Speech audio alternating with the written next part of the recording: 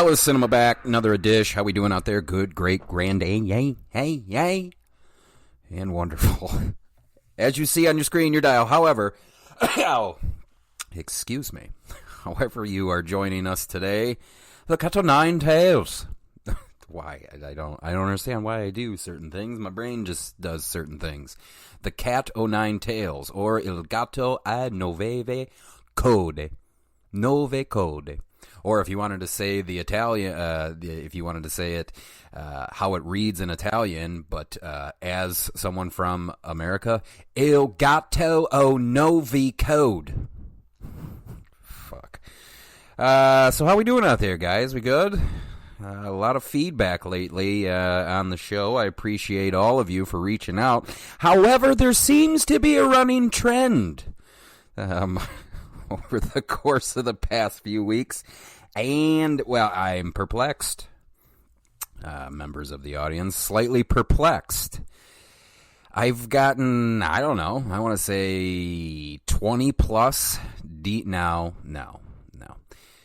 Well over 20 in terms of like, hey, good job, that sort of dumb shit. But I want to say 10 plus people. Yeah, 10 sounds fair. Apparently you fall asleep to my voice. What the fuck? I'm all right with it. I also fall asleep to podcasts. However, I mean, it's kind of frustrating and endearing and maybe low-key creepy, but the creepy is the least of my work. I mean, I love you for all of it. It's just, you know, I don't know, kind of feels almost backhanded in some aspect. Well, what'd you think of the episode? I don't know. I fell asleep. I actually typically put your show on to fall asleep. Okay. So don't care about the content so much. Just care about the tone of my voice. I don't know how to feel about that. Anyway, the Cat o' Nine Tails. Guess what? Foreign film. Yep. I cannot escape different countries. I'm all right with it, you know, could use a little culture. And actually, I hadn't seen this one in years. The second installment of the Argento Animal Trilogy, as it's called. First, we did the bird with the crystal plumage. And now we're doing the Cat o' Nine Tails. I don't research much, so I don't know if Arrow plans on releasing Four Flies on Grey Velvet. Yep, that's a name. Four Flies on Grey Velvet. I mean, I hope they do, because the box set for the bird with the crystal plumage and the Cat o' Nine Tails just so good. I mean, some of the in fact, they're so good. Like, some of the interviews teeter on incriminating, like especially for this one. And I'll get to some of the bonus features, but it seems like there's no in-betweeners on whether whoever was working with Argento, they either really loved him or not so much. View him kind of as a dictator of sorts. So what is the Cat o' Nine Tails about? Well, when a break-in occurs at a secretive genetics institute, blind puzzle maker Franco Arno, played by Carl Malden, who I thought did a wonderful job. Carl Malden from Patton, One-Eyed Jacks. Anyway, Franco overheard an attempt to blackmail one of the Institute's scientists shortly before the robbery. And he teams up with an intrepid reporter, Carlo Giordani, played by James Franciscus. Can I just say for a second, James Franciscus, and this movie came out in 71, probably shot late 69, early 70. James Franciscus, god damn, is he a good-looking man. I found myself rather smitten with the boy, if I'm being completely honest. Well, actually, not smitten, annoyed. There was a couple times he's delivering his lines to one of his sexy co-stars, and I was just like, God damn, you are good looking, sir. fuck you. But I have it just, just the food. When you're watching it, be like, all right, Sean, yeah, he is kind of a good looking man. And James is from tons of stuff, but perhaps one that you may know, Beneath the Planet of the Apes. Yeah, one of the later ones. Anyway, Franco Arno and Carlo Giordani team up to crack the case of whoever is behind this attempt to blackmail one of these scientists from the Genetics Institute. And I'm gonna be honest, I'm in on a a genetics lab up to no good, or a genetics lab under possible robbery because they want the formulas for certain things, and didn't turn out the way that, even when I watched it, didn't quite turn out the way that I wanted it to. But beggars can't be choosers, and that's why Argento's huge and I'm nothing. I just sit here and talk about the shit. But the two team up, and it's similar. If you guys listen to the Bird with the Crystal Plumage podcast, very similar. The films are very similar. I haven't seen Four Flies on Grey Velvet in 20 years maybe, so I don't even feel qualified to speak on it just yet. Maybe I'll do one down the line, but your boy's got a fucking stack of shit that he needs to get through, not only for himself, but for other podcasts. It felt very similar, which I'm okay with. I'm all right with a very similar plot, at least with the Bird with the... it's similar, but it has different nuances to it. But it still has that, classic Argento feel, right? But before bodies begin to pile up and the two amateur sleuths find their own lives imperiled in their search for truth... What? How do you say that now? But before the long bodies begin to pile up and two amateur sleuths find their own lives imperiled in their search for the truth. There. Say it right, Sean. And worse still, Lori Cinzia de Carolis from Cannibal Apocalypse and a couple of other things. Franco's young niece. So Lori is Franco Arno's young niece. Well, she may also be in the killer's sight. Poor little kid. This is the second entry in the so-called Animal Trilogy. This second entry in the so-called Animal Trilogy found Argento further refining his distinctive style and cementing his reputation as the master of the giallo thriller. Fucking giallo. Co-starring Catherine Spock from Il Sorpasso and Rada Rosmanoff, Baron Blood, and featuring another nerve-jangling score by the great, who? One of my favorite composers of all time, Ennio Morricone. Cat of Nine Tails remains one of Argento's most suspenseful and underrated films. Following the success of his debut feature, The Bird with the Crystal Plumage, distributor Titanus tasked writer-director Dario Argento with delivering a follow-up in short order. The resulting film granted a greatly enhanced budget and heralded in the U.S. marketing campaign as 9 times more suspenseful than its predecessor. I'm here to tell you, it was okay. Even when I saw it back then, back in the day, which was a Wednesday, it's okay. One, I watch a shit ton of crime, thriller, dramas. In fact, you could make the argument it is the most oversaturated genre. I mean, who doesn't love a lady with a gun going on revenge, or a man with a gun? We got to get to the bottom of where these murders are coming from, whatever the film whatever the film may be about, or who it has in it. I think the reason why this one may be my least favorite of the three, because if memory serves, I did like Four Flies on Grey Velvet slightly more so than this one.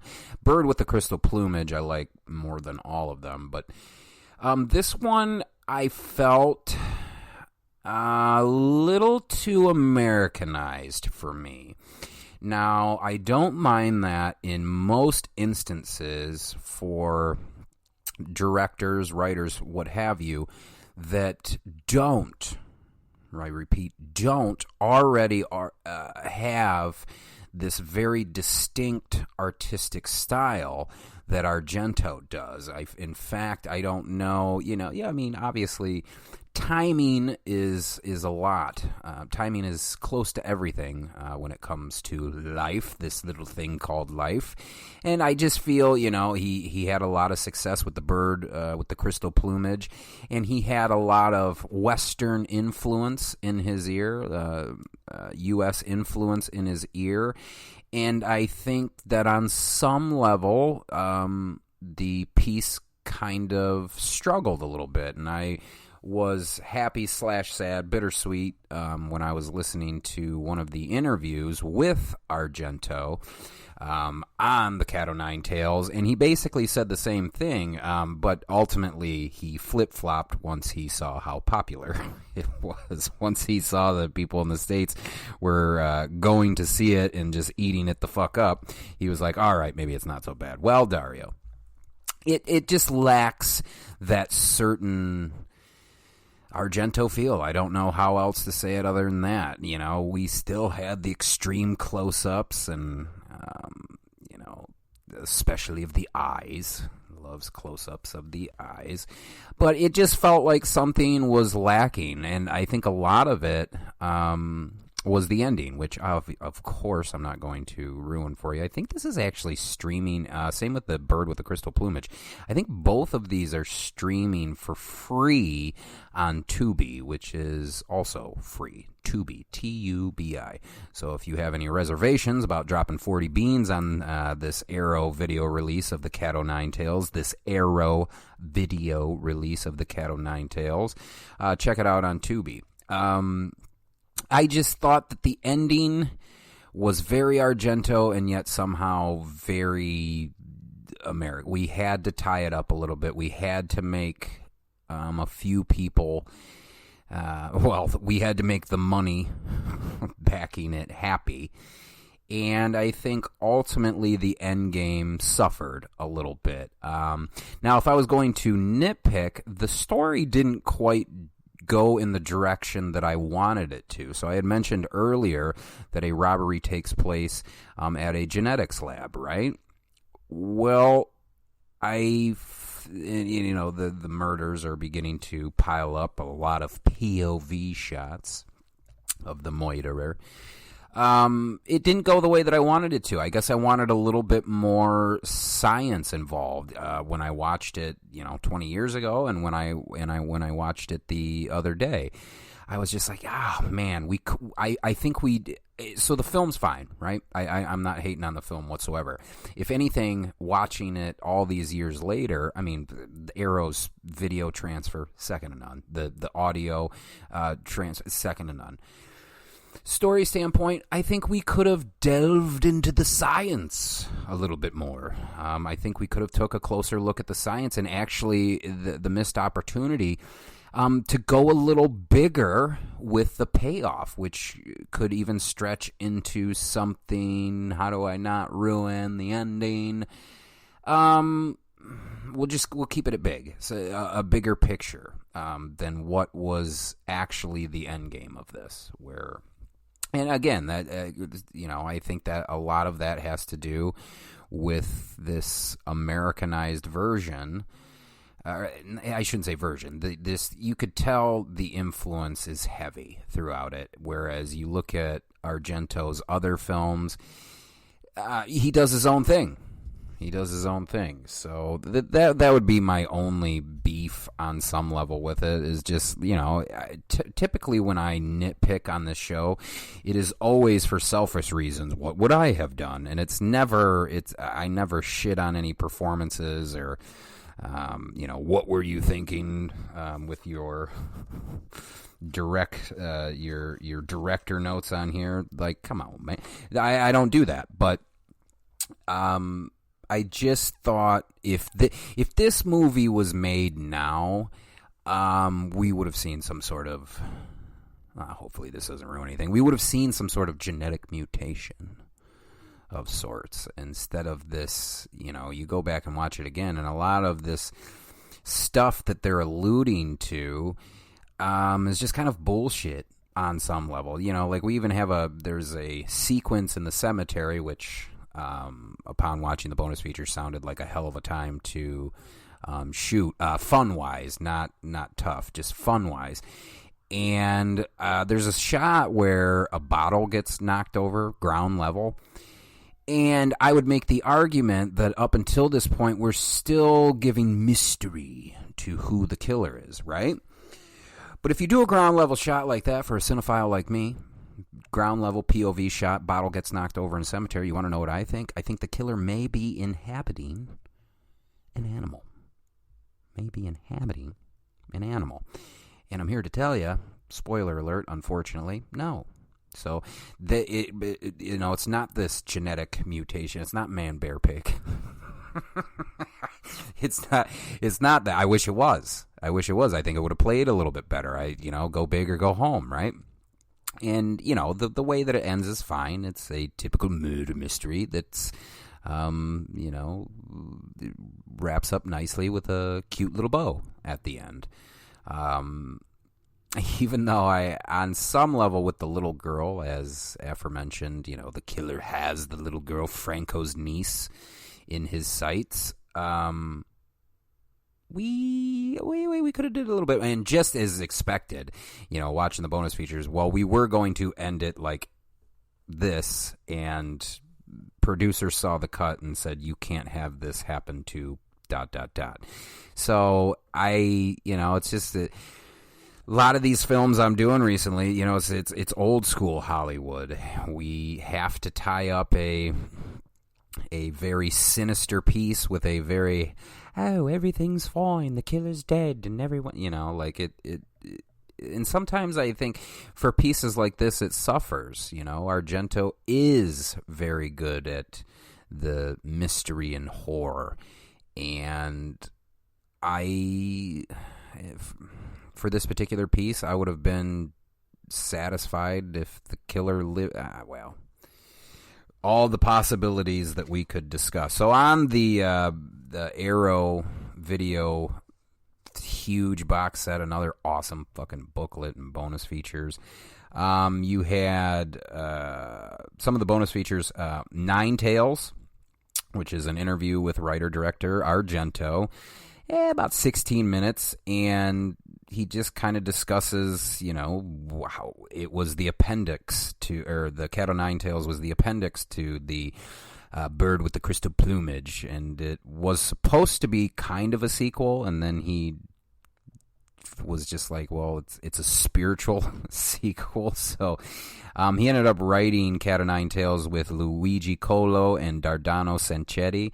That was I'll get to Sanchetti's bonus features here momentarily, but his was pretty good. Very confusing whether or not him and Argento are friends or not.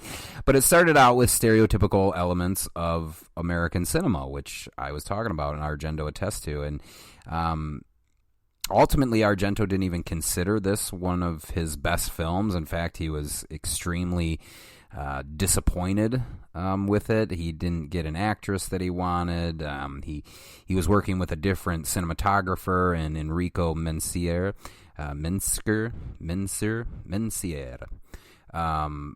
which was different than who he had worked with or who he wanted to work with, which was Vittorio Storaro,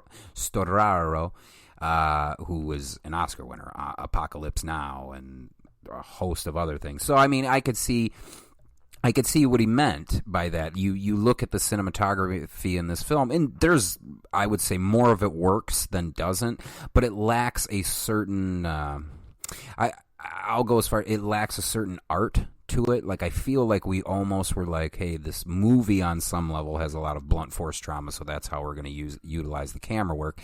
And that's not why I go to see an Argento film. I go to see, Argento on some level is what Sergio Leone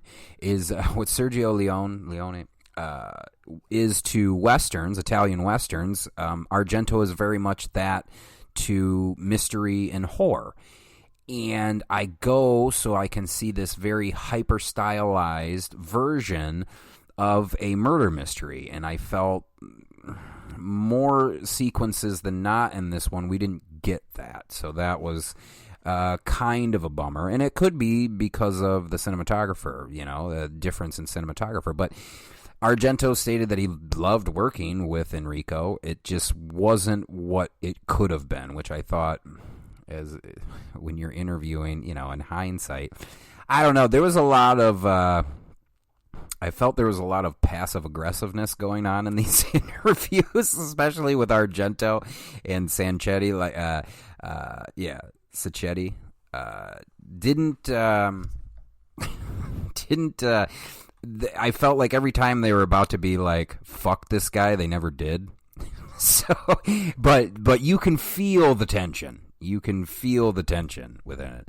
Did I go down all the characters yet before I get into the bonus features? We had James Franciscus, who played Carlo Giordani, Carl Malden, who is respected across the board in the acting world as Franco Arno, Catherine Spack, who plays Anna Terzi, Pier Paolo Capone, who plays Police Superintendent Spini, Horst Frank, who plays Dr. Braun, Rada Razumov, who plays Bianca Mirusi, Aldo Reggiani, who plays Dr. Cassoni, Carlo Allegario, who plays Dr. Calabresi, and he meets his end. You know what? I'll tell you about Dr. Calabresi's death, which was, I'll just tell you how they filmed it because I thought it was cool. So he gets hit by a train. He gets pushed into a train. I apologize for the sirens out there if you guys can hear them. Jesus. One of the products of living next to a hospital, but I have to because I never know when I'm going to die. That doesn't even make any sense. What are you talking about? You're a fucking crazy person. But Calabresi's death, what they did with the train, so he gets pushed into the train by the Meuterer.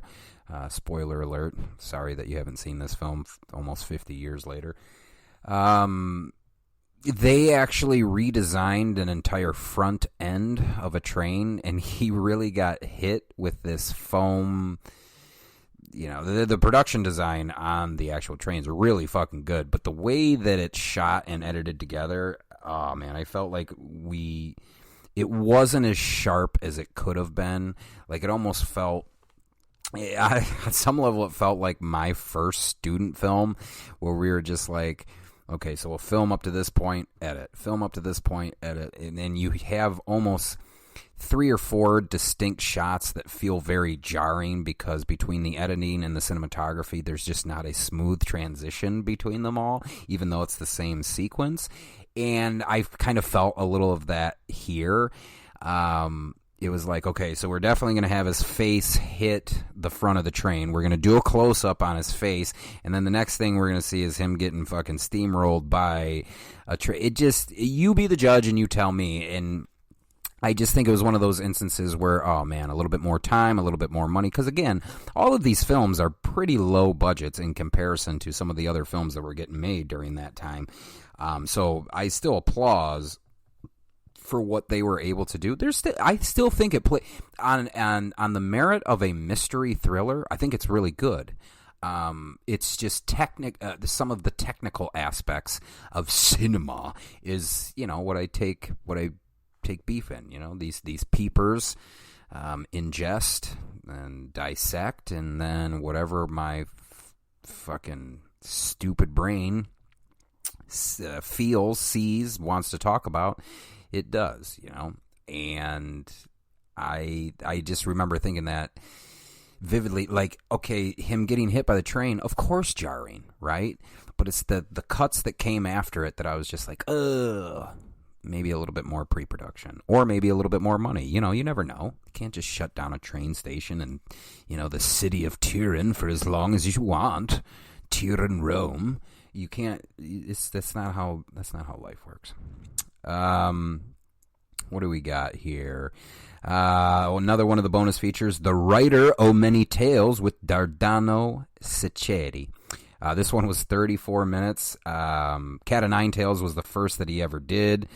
Dardano said he fell in love with cinema at age 3.5 after he saw a film. And when I was watching the bonus feature, I was like, hey, dickhead, there's no way that you remember seeing a film at 3.5.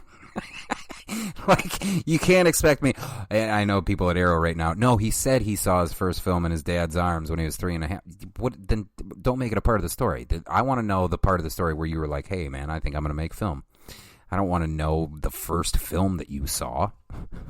the first film that, I think my parents drug me to, I think my dad drugged my mom to see Aliens, the second one. I would have been 3.5 when that came out. I don't remember that. I don't remember approaching. I don't remember loud noises. Nothing. I don't remember that at all. So, and I was definitely the same. I'm pretty sure. Didn't Aliens come out in 86 or was it 83? I don't remember. But nevertheless, there's no way. But yeah, I love, actually, out of all the interviews, I probably love Dardano's the most because it seemed like the most authentic, the most brutally honest. Like, he strikes me as a guy, like, doesn't give a fuck. Like, he'd get some bruise in him and he's gonna fucking tell you exactly how he fucking feels. And in fact, a testament to that is he, to meet up with Argento, he actually stole an actor's address book. That's how he got introduced to Argento. He was just like, hey, look over there. And he stole this guy's address book, and then he went into the phone booth and called Argento and was like, hey, I got a friend. Like, initially it wasn't even for him, which is also kind of cool. It was for a friend of his who was a writer and wanted to get in touch with him. And ultimately they meet, and they could both tell, Argento and Sacchetti, that there was something pure and different about their relationship, and even though it would occasionally be he tells these stories about how, like, him and Argento would just be all in on a specific piece, and then they would get done, and then they wouldn't talk for like 3 years. Then they would get back out and and discuss another piece, whatever. So it just sounded like a very volatile relationship. And then he kind of goes on to say that, like, on set, Dario Argento, on set, Argento, kind of a dictator, and then offset kind of a sweet man. But then once Suspiria came, he had changed ultimately for the negative. Now, out of all the interviews on this box set, I feel that it's important to point out he's the only one that really says that Argento is kind of a dick at some point. The child actress, goodness, what was her name? Cinzia D. Caroli. She loved everyone. The production manager, who was also on the bonus features, also loved Argento. It just seemed like it was a very fair weather friendship between Sacchetti and Argento. And I don't want to ruin some of the stories for you, because, like, there's one about who was going to get the crediting and on the film for being a writer, and an article that came out actually before the film that was released that may have told a big fat lie, a tall tale, and Sacchetti talking about him going into the producer's office and flipping tables and shit. That's awesome. That's awesome. I didn't just spend the last fucking year of my life writing this movie so this piece of shit could be like, oh, it came to me when I was on the beach having a very hallucinogenic dream. No, it didn't. We sat down over wine, got completely hammered, figured out what American tropes that we could infuse into this to make it more marketable.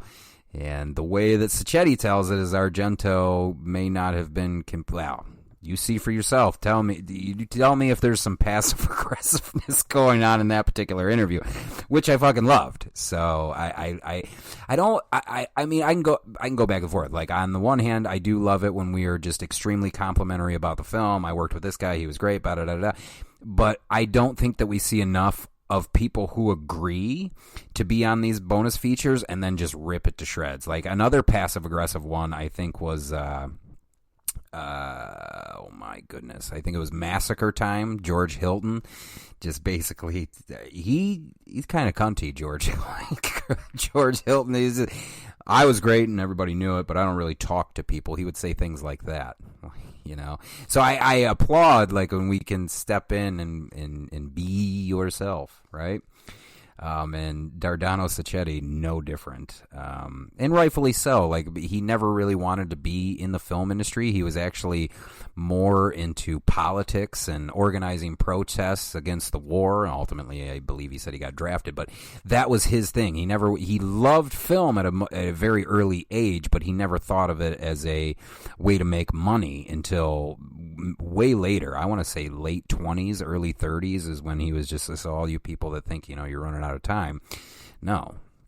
But yeah, I actually think you bring a lot more to the table if you're not interested in the whole Hollywood game, but you are involved in things like that. I think that you can offer a realness to a script that just others can't, because you know, what is writing? It's a lot of it's life experience, you know, unless we're talking sci-fi or whatever, but you write what you know, right? Right? I'm saying right too many times. You had an interview, just the bonus feature called Child Star, interview with actress Cynthia D. Carolus. She looks back on what it was like to make films in the 60s and 70s, and basically she just viewed it all as kind of like a game, like it was just fun. She goes on to say several times, though, she's just like, I don't remember shit. Like, this was 40 years ago. I was 9. I don't remember, and I don't blame her. I can't remember last week, you know, like what, especially like somebody, I don't remember who said, they were like, hey, I just listened to Bird with the Crystal Plumage, and I was like, oh fuck, that came out last week, didn't it? Like, I do this shit, post it, and then I don't have time to turn around and look back at all of this stuff, you know. As I'm doing this one right now, I have 11 more to go. So I sympathize, you know, it's one of those things where I'm just like, oh yeah, I bet you don't fucking remember. Not only were you 10, and in the film game, you know, like, you probably see so much wild shit, especially back then, that, you know, it's just everything becomes kind of a blur in the end, right? But I thought she did a great interview. I would love to sit down and have a glass of wine with her. She just seems like a chill person to hang with. Another bonus feature was Giallo in Turin, which is an interview with the production manager, Angelo Iacono. He basically just marked out, I don't know if you guys know what marked out is, but he basically just marked out about how much he loved Argento for 15 minutes. Just working with Argento was great. We had a special bond. I wouldn't change it for the world. I think they did like 7 films together, if memory serves. I don't know. I just work here. But, yeah. You know what else this film had? Umberto Rajo, who was Manuel's ex-lover. He was actually in The Bird with the Crystal Plumage. Or, wait a minute, no, he might have been named, My Name is Pecos. I don't know. One of the, it just dawned on me. I've watched, this would be my 6th Italian film in less than a month. I didn't even think about that. I mean, I just know, I'm like, oh man, you haven't done a lot of stuff released from the States in the last few months. But yeah, that's my, this one, Cat of Nine Tails would be my 6th Italian film in about a month. Yeah. So yeah, Giallo and Turin with the production designer, and, you know, just basically marks out on Argento for a while. What else do you got in this? Again, the video transfer, fucking second to none, and it is a 4K transfer, and it looks fucking fantastic. Like, I've said it once, I'll say it again. You can fuck up a 4K transfer for a horror movie and ruin the movie. You know, like, I have not sat down and watched Evil Dead on 4K because I'm scared to death to do it. I'm sure that the audio, there would be a slight improvement, but I'm not really too interested in seeing, you know, the makeup kind of, you know, flaking off the actress. I don't know. Like, I think something like Evil Dead should be watched on VHS, you know, in a dark room. Just the grainier, the better. If I have to think, if I have to imagine more, I think it can be infinitely more scary than when you're like, I see the zipper on the back. You know, like, it doesn't work out. Like most Arrow box sets, we got another fucking fantastic booklet that makes for great toilet reading. Stay off your phone. Stay off your phone and read one of these Arrow booklets. This one, in particular, illustrated collector's booklet featuring an original essay on the film by Dario Argento, writing by Barry Forshaw, Troy Howarth, and Howard Hughes. Howard Hughes is on just about every GD Arrow video release. That man is a grinder, a worker, I tell ya. All right, I think I've done enough, right? You're probably asleep already. You were probably asleep. Yeah, anyway. Arrow video. The Cat O' Nine Tails. Dario Argento's The Cat O' Nine Tails. A robbery at a genetic facility. And murder ensues. Ellis Cinema Arrow video. The Cat O' Nine Tails. Get it right now.